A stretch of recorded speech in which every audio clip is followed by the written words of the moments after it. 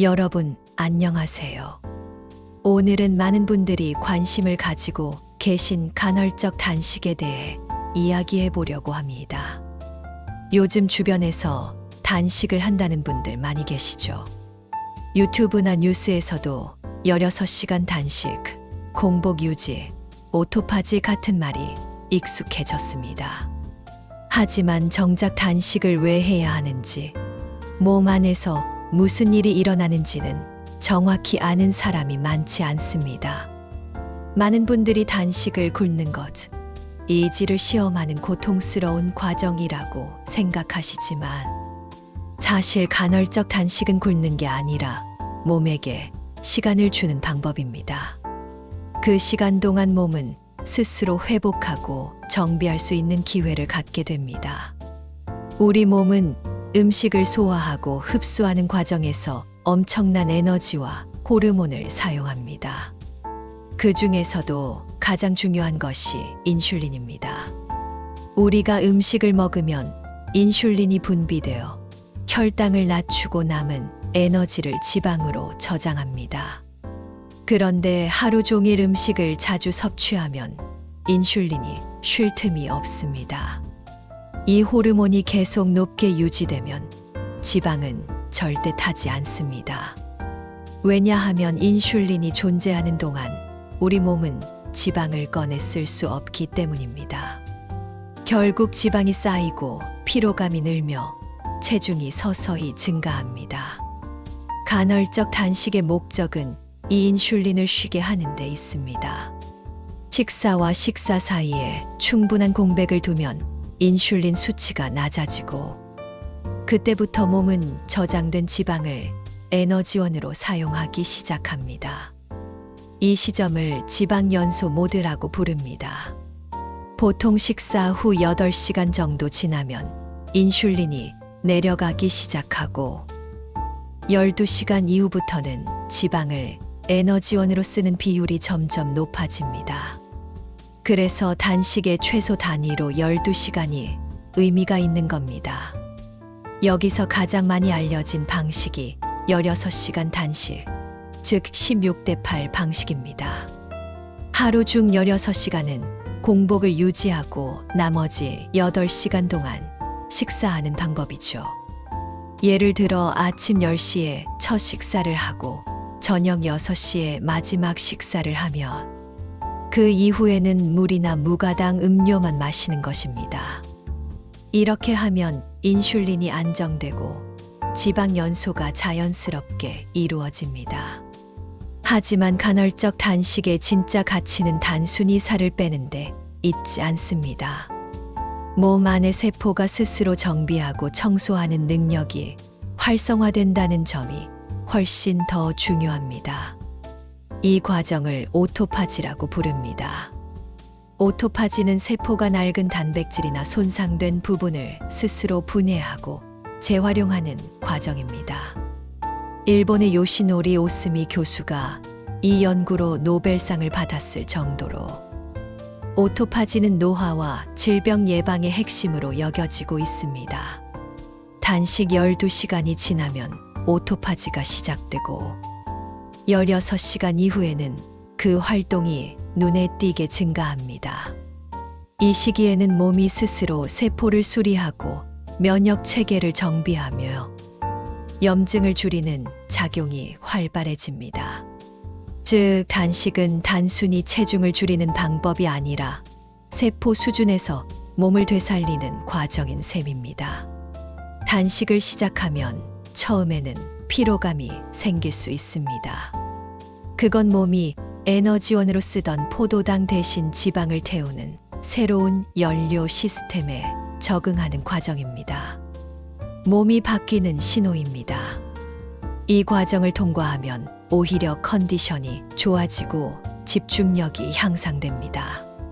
실제로 단식 중 케톤체가 생성되면 뇌가 그것을 에너지원으로 사용하게 되고 그 결과 머리가 맑아지고 기억력과 집중력이 좋아졌다고 느끼는 사람이 많습니다. 이 케톤체는 지방이 분해될 때 생기는 부산물인데 혈당이 떨어지더라도 뇌에 안정적으로 에너지를 공급해 줍니다. 그래서 간헐적 단식을 제대로 하면 피곤하지 않고 오히려 활력이 생깁니다. 그렇다면 간헐적 단식을 언제 어떻게 시작해야 할까요? 무작정 굶기보다는 점진적으로 시간을 늘려가는 것이 가장 좋습니다. 처음부터 16시간 공복은 어려울 수 있으니 12시간부터 시작하세요. 예를 들어 저녁 7시에 식사를 마치면 다음 날 아침 7시까지 아무것도 먹지 않습니다. 이게 익숙해지면 다음 날 아침 식사를 9시, 10시로 점차 늦춰보는 겁니다. 그렇게 23주 정도 지나면 몸이 자연스럽게 새로운 리듬에 적응합니다. 이때부터 진짜 단식의 효과가 나타납니다. 공복 시간이 길어질수록 인슐린이 낮게 유지되고 지방 연소가 활발해집니다. 하지만 여기서 중요한 것은 무조건 오래 굶는 것이 목적이 아니라는 점입니다. 간헐적 단식의 핵심은 몸의 리듬을 회복시키는 데 있습니다. 인체는 일정한 주기로 활동과 휴식을 반복할 때 가장 효율적으로 작동합니다. 음식도 마찬가지입니다. 하루 종일 간식으로 인슐린을 자극하는 대신 정해진 시간 동안 충분히 먹고 그 외의 시간에는 소화기관이 쉬게 해주는 것. 그게 진짜 단식입니다. 우리의 간, 췌장, 위장은 모두 휴식이 필요합니다. 쉬지 않고 일하면 기계도 망가집니다. 몸도 똑같습니다. 단식은 그저 쉬는 시간을 주는 것입니다. 간헐적 단식을 하면 처음 며칠은 배고픔이 강하게 느껴질 수 있습니다. 하지만 이때 배고픔은 대부분 습관적인 배고픔입니다. 몸이 진짜 에너지를 필요로 해서가 아니라 평소 일정 시간마다 먹던 리듬이 깨져서 생기는 심리적 반응입니다. 물을 한 잔 마시거나 잠시 산책을 해보세요. 대부분 10분 안에 배고픔이 사라집니다. 이 시기를 지나면 배고픔이 점점 줄고 공복 상태에서도 에너지가 유지됩니다. 단식의 또 다른 장점은 호르몬의 균형이 회복된다는 점입니다. 인슐린은 줄고 성장 호르몬은 늘어나며 포만감을 조절하는 렙틴과 식욕을 자극하는 그렐린의 균형이 잡힙니다. 이 변화는 단순히 체중에만 영향을 미치는 게 아니라 기분, 수면, 스트레스 반응까지 바꿉니다. 많은 분들이 단식을 하면서 이상하게 잠이 깊어졌다, 기분이 안정됐다고 말합니다. 그건 단식이 단순한 식사 조절이 아니라 몸 전체의 리듬을 되살리는 과정이기 때문입니다. 단식을 할 때 가장 중요한 것은 수분입니다. 물은 항상 충분히 마셔야 합니다.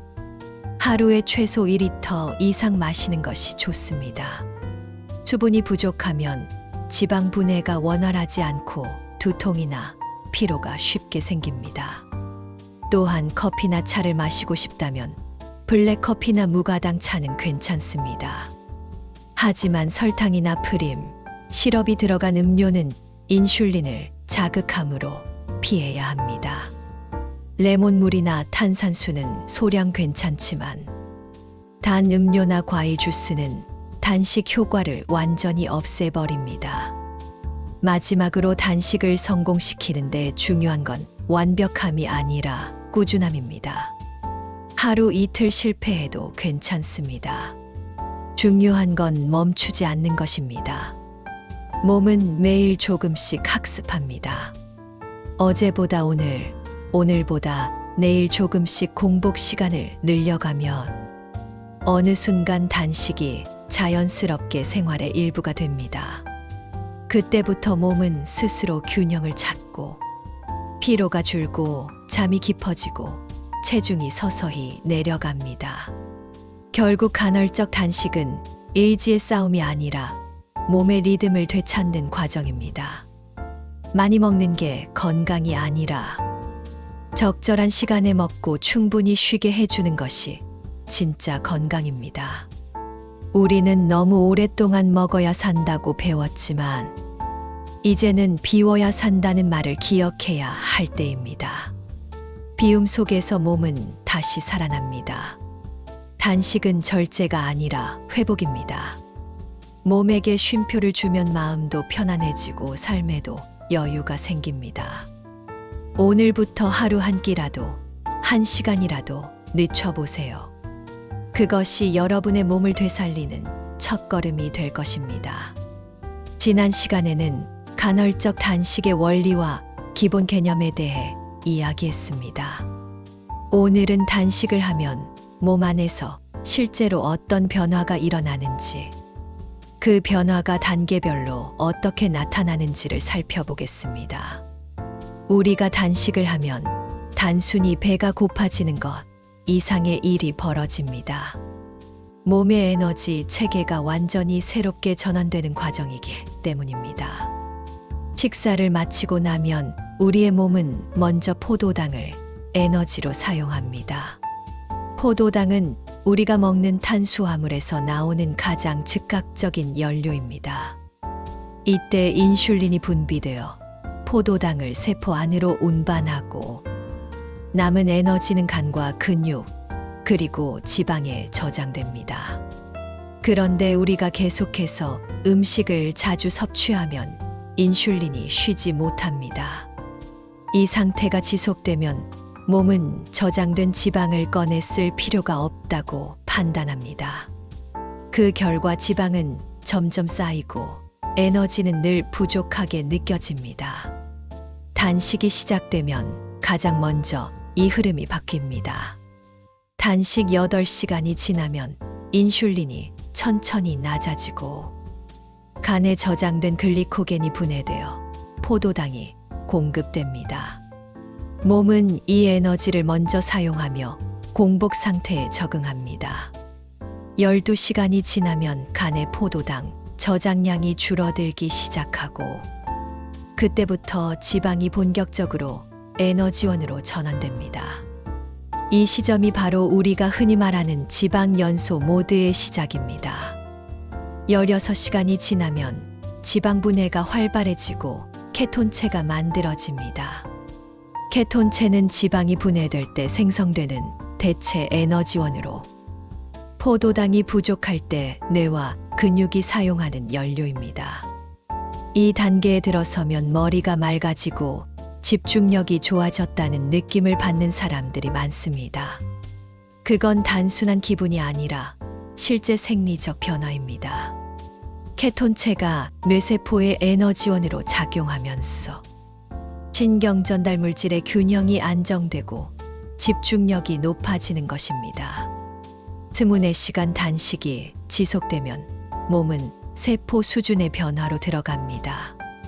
오토파지, 즉 세포 청소 과정이 본격적으로 활성화됩니다. 오토파지는 오래되거나 손상된 세포를 스스로 분해하고 새로운 세포로 대체하는 과정입니다. 이 작용 덕분에 노화가 늦어지고 염증이 줄어듭니다. 세포가 스스로 정리하는 이 과정은 단식이 아니면 쉽게 일어나지 않습니다. 항상 에너지가 들어오는 상태에서는 세포가 굳이 청소할 필요를 느끼지 않기 때문이죠. 그래서 단식은 세포에게 지금은 청소할 시간이다라고 알려주는 일종의 신호라고 할 수 있습니다. 하지만 단식의 이점이 이렇게 크더라도 처음부터 무리해서 긴 단식을 시도하는 것은 좋지 않습니다. 특히 나이가 들수록 신체 반응 속도가 느려지고 근육량이 줄어들기 때문에 공복 시간을 점차 늘려가는 방식이 필요합니다. 몸은 언제나 점진적인 변화를 선호합니다. 갑작스러운 극단적 변화는 스트레스로 인식되기 때문입니다. 이 스트레스는 오히려 코르티솔이라는 호르몬을 증가시켜 지방 연소를 방해하고 근육 분해를 일으킬 수 있습니다. 따라서 간헐적 단식은 인내심을 가지고 천천히 적응해 나가는 과정이어야 합니다. 단식 중에 나타나는 대표적인 증상 중 하나는 피로감입니다. 하지만 대부분의 경우 이건 몸이 바뀌고 있다는 신호입니다. 포도당 대신 지방을 태우는 시스템으로 전환하는 중이기 때문에 처음 며칠은 에너지가 부족하다고 느껴질 수 있습니다. 보통 3일에서 5일 정도 지나면 몸이 새로운 연료 시스템에 적응합니다. 이 시점이 지나면 오히려 에너지가 일정하게 유지되고 식사 사이에 피로감이나 졸림이 줄어드는 걸 느끼게 됩니다. 또 하나의 변화는 혈당의 안정입니다. 단식을 하면 인슐린 분비가 줄어들고 식사 후 혈당이 급격하게 오르내리는 현상이 완화됩니다. 이건 단순히 당뇨병 예방을 넘어 하루 전체의 에너지 균형에 큰 영향을 줍니다. 혈당이 일정하게 유지되면 에너지의 출렁임이 줄고 감정과 집중력의 기복도 완화됩니다. 그래서 단식을 꾸준히 하는 분들 중에는 기분이 안정되고 스트레스에 덜 흔들린다고 말하는 경우가 많습니다. 단식은 또한 성장 호르몬의 분비를 촉진합니다. 성장 호르몬은 근육을 유지하고 지방을 분해하는 데 중요한 역할을 합니다. 특히 40세 이후에는 이 호르몬의 분비가 급격히 감소하기 때문에 자연스럽게 근육이 줄고 지방이 늘게 됩니다. 단식은 이런 노화의 흐름을 늦추는 역할을 합니다. 성장 호르몬은 공복 상태에서 가장 활발히 분비되기 때문에 단식은 근육 유지와 회복에 긍정적인 영향을 줍니다. 물론 단식이 만병통치약은 아닙니다. 무리하게 진행하면 부작용도 생깁니다. 가장 흔한 것은 탈수, 전해질 불균형, 저혈당 증상입니다. 따라서 단식 중에는 반드시 충분한 물을 마셔야 하고 어지럽거나 손이 떨리는 증상이 나타나면 즉시 공복을 중단하고 가벼운 단백질이나 과일을 섭취해 줘야 합니다. 또한 장시간 단식을 반복하면 여성의 경우 생리 주기가 불규칙해지거나 갑상선 기능이 일시적으로 떨어질 수 있습니다. 이건 몸이 에너지를 아끼기 위해 생식 기능과 대사를 잠시 줄이는 생리적 반응입니다. 그래서 여성은 남성보다 조금 짧은 단식 주기를 권장합니다. 14시간 단식, 10시간 식사 패턴 정도가 이상적입니다. 나이가 많을수록 단식은 조심스럽게 접근해야 합니다. 기초대사량이 낮고 근육이 줄어들면 긴 공복 시간 동안 근육이 손실될 수 있기 때문입니다. 이럴 때는 단식을 하더라도 식사 시간에는 반드시 단백질을 충분히 섭취해야 합니다. 닭가슴살, 달걀, 생선, 두부, 콩, 요구르트 같은 음식이 좋습니다. 특히 단식 후 첫 식사는 가벼운 단백질로 시작하는 것이 중요합니다. 이렇게 하면 혈당이 급격히 오르지 않고 소화기관이 부담을 덜 느낍니다. 단식 중 수면도 매우 중요합니다. 밤 11시 이후까지 깨어 있으면 코르티솔이 상승해 지방 분해가 어렵습니다. 반대로 밤 10시 이전에 숙면을 취하면 성장 호르몬이 늘어나 지방이 잘 타고 근육이 유지됩니다. 수면이 부족하면 단식 효과는 반감됩니다. 단식을 하는 동안에는 식사와 마찬가지로 수면, 리듬도 일정하게 유지해야 합니다. 몸은 규칙을 좋아합니다. 식사 시간과 수면 시간이 일정할수록 호르몬의 균형이 잘 잡히고 단식 효과가 높아집니다. 단식을 꾸준히 하다 보면 몸의 감각이 바뀝니다. 처음에는 단순히 배고픔을 참는 연습 같지만 점점 몸이 보낸 신호를 정확히 구분할 수 있게 됩니다. 진짜 배고픔과 습관적 욕구의 차이를 느끼게 되죠. 이건 단순한 식습관의 변화가 아니라 정신적 회복의 과정입니다. 단식은 자신을 통제하는 훈련이자 몸과 마음이 다시 대화하기 시작하는 시간입니다. 이 감각이 돌아오면 먹는 것뿐 아니라 생활 전반의 균형이 회복됩니다. 감정 조절이 쉬워지고 집중력이 높아지고 불안감이 줄어듭니다. 간헐적 단식을 제대로 실천하면 한 달 안에 몸의 여러 지표들이 달라집니다. 혈압이 안정되고 공복 혈당이 낮아지며 중성 지방이 줄어듭니다. 피부가 맑아지고 부기가 빠지며 아침에 일어났을 때 피로감이 줄어듭니다. 이건 단순히 체중이 줄어서가 아니라 세포의 에너지 시스템이 효율적으로 돌아가기 때문입니다. 몸이 스스로 치유 모드로 들어간 것입니다. 그러나 단식은 경쟁이 아닙니다. 남이 하는 시간, 남이 먹는 방식에 맞출 필요가 없습니다. 가장 중요한 것은 자신의 몸의 반응을 관찰하는 것입니다. 배가 고플 때 손이 떨리는지, 머리가 아픈지, 집중이 되는지, 이런 신호를 기록해 두면 자신에게 맞는 단식 리듬을 찾을 수 있습니다. 하루 1시간씩 공복 시간을 늘리거나 줄이면서 몸이 가장 편안하게 느끼는 지점을 찾는 것이 단식의 핵심입니다.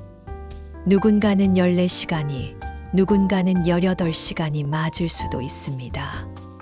중요한 건 무엇을이 아니라 내 몸이 어떻게 반응하는가입니다.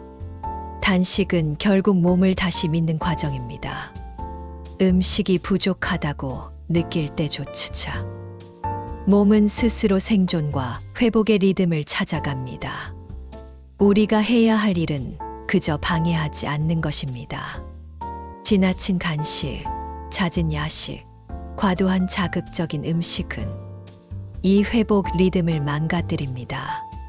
하루 3끼를 모두 챙겨 먹어야 한다는 생각에서 벗어나 배고픔이 찾아올 때만 먹는 습관으로 돌아가는 것. 그것이 간헐적 단식의 진짜 목적입니다. 우리의 몸은 생각보다 훨씬 똑똑합니다. 음식을 제한한다고 해서 금방 무너지는 존재가 아닙니다. 오히려 잠시의 비움 속에서 더 강하게, 더 효율적으로 작동하도록 만들어져 있습니다. 단식은 몸의 시스템을 다시 세팅하는 시간입니다. 무리하지 말고 꾸준히 자연스럽게 몸이 보내는 신호를 들으면서 하루 한 끼라도 천천히 바꿔보세요. 그 작은 변화가 세포의 리듬을 바꾸고 건강의 방향을 완전히 바꿔놓을 것입니다. 이제 여러분이 가장 궁금해하시는 부분, 실제로 간헐적 단식을 어떻게 적용하면 좋은지 이야기해 보겠습니다. 특히 50세 이상에서는 단식을 무작정 따라 하기보다 몸의 리듬에 맞춘 시니어 전용 루틴이 중요합니다. 오늘은 그 방법을 단계별로 구체적으로 말씀드리겠습니다. 먼저 기억해야 할 것은 간헐적 단식은 굶는 다이어트가 아니라는 점입니다. 단식의 목적은 몸을 억지로 줄이는 게 아니라 몸이 본래 가지고 있는 리듬을 회복시키는 데 있습니다. 젊을 때는 식사 시간이 들쭉날쭉해도 금방 회복됩니다. 하지만 나이가 들면 호르몬 분비, 대사 속도, 근육량이 모두 줄기 때문에 몸의 회복이 훨씬 느려집니다. 따라서 시니어 세대는 무조건 오래 굶기보다는 안정적인 리듬 단식을 만들어야 합니다. 가장 안전한 시작 방법은 하루 12시간 단식입니다. 저녁 7시에 식사를 마치면 다음 날 아침 7시까지 아무것도 먹지 않는 겁니다. 물, 무가당차, 블랙커피는 괜찮습니다. 이게 익숙해지면 하루 14시간 단식으로 늘려보세요. 예를 들어 저녁 7시에 식사를 마치고 다음 날 오전 9시에 첫 식사를 하는 방식입니다. 이 정도만 해도 인슐린이 안정되고 지방 연소가 시작됩니다. 3주 정도가 지나면 공복 상태가 점점 편해집니다. 이때부터 16시간 단식으로 넘어가도 무리가 없습니다. 16시간 단식이 익숙해지면 하루 이끼 식사가 자연스럽게 됩니다. 이때 가장 이상적인 식사 시간은 오전 10시 첫 식사, 오후 6시 마지막 식사입니다. 이 리듬은 수면 주기와도 잘 맞습니다. 밤에 단식이 이루어지고 낮 동안은 안정적인 에너지가 유지됩니다. 단식 중에 가장 중요한 것은 첫 식사 구성입니다. 공복 후 처음 들어가는 음식이 하루의 대사를 결정합니다. 첫 식사는 가볍게 단백질 중심으로 시작하세요. 삶은 달걀, 두부, 생선, 닭가슴살, 견과류, 채소가 좋습니다. 특히 단백질은 포만감을 오래 유지시켜주고 단식 중 손실된 근육을 보존하는데 꼭 필요합니다. 단백질을 먼저 먹고 그 다음에 채소, 마지막에 탄수화물을 드세요. 이 순서만 지켜도 식후 혈당 상승이 크게 줄어듭니다. 밥은 흰쌀보다 현미, 귀리, 보리 같은 잡곡밥이 좋습니다. 빵이나 면, 떡처럼 정제된 탄수화물은 가능한 한 피하세요. 식사량은 배 8부 정도가 적당합니다.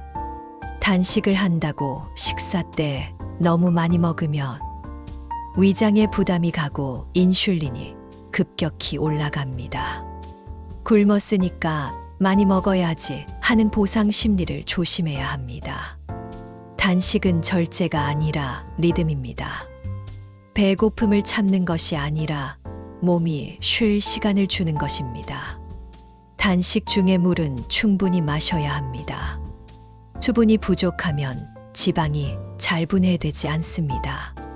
하루에 최소 2리터, 가능하면 2.5리터 정도의 물을 꾸준히 마시는 것이 좋습니다. 단식 중에 커피를 마신다면 블랙으로만 드세요. 프림이나 설탕, 시럽이 들어가면 인슐린이 즉시 반응합니다. 단식 효과가 완전히 사라집니다. 차를 마시고 싶다면 무가당 녹차, 보리차, 루이보스차가 좋습니다. 하지만 과일차, 허브청, 꿀차는 피하세요. 단식 중에는 당이 들어가는 모든 것이 단식을 깨뜨립니다. 단식 중에는 가벼운 운동이 도움이 됩니다. 공복 상태에서의 가벼운 산책이나 스트레칭은 지방 연소를 촉진하고 혈당 조절에도 좋습니다. 하지만 격한 운동은 피해야 합니다. 특히 단식 초반에는 어지러움이나 피로감이 올 수 있으니 무리한 근력 운동이나 장시간 유산소 운동은 권장하지 않습니다.